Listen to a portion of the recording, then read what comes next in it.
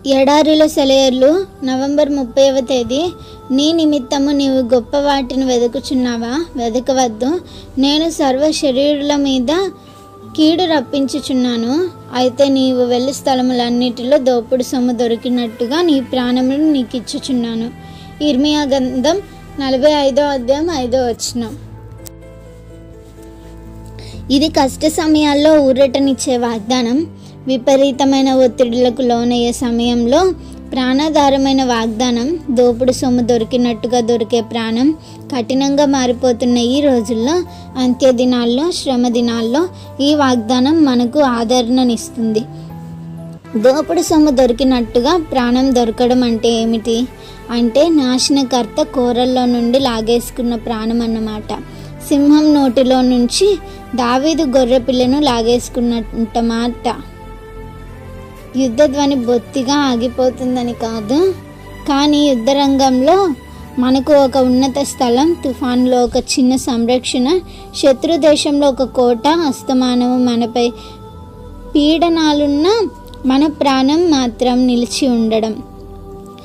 పౌలు జీవితం మీద విరక్తి కలిగేటంతగా బాధలు పొందినా బాగుపడ్డాడు.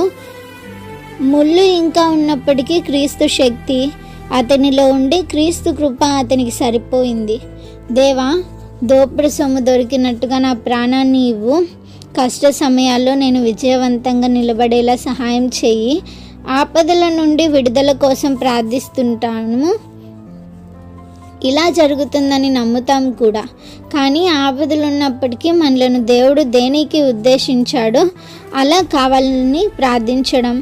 ఆపదలు ఎంతకాలం నిలిచి ఉంటే అంతకాలం వాటి మధ్య మనం ఉంటూ దేవుడు మనకు ఆశ్రయంగా ఉన్నాడన్న నిశ్చయతను కలిగి ఉండాలి. 40 పగుళ్ళు రాత్రులు యేసు ప్రభు సైతానుతో అడవిలో ఉన్నాడు. ఇలాంటి ప్రత్యేకమైన శోధన సమయంలో ఆయనకున్న మానవ ప్రవృత్తి ఆకలి దప్పుల మూలంగా ఇంకా నీరసమైపోయింది. అగ్నిగుండం 7 అంతల ఎక్కువ వేడితో మండింది. కానీ హెబ్రీ యువకులు 3 కొంతసేపు ఆ మంటల్లో ఉన్నారు. ఆ రాత్రి దానియేలు సింహాల మధ్య కూర్చున్నాడు. ఆ గుంటలో నుండి అతన్ని బయటికి తీసినప్పుడు అతని శరీరంపై ఏ గాయము లేదు.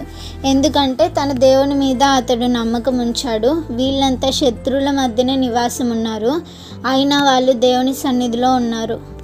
Praise the lord.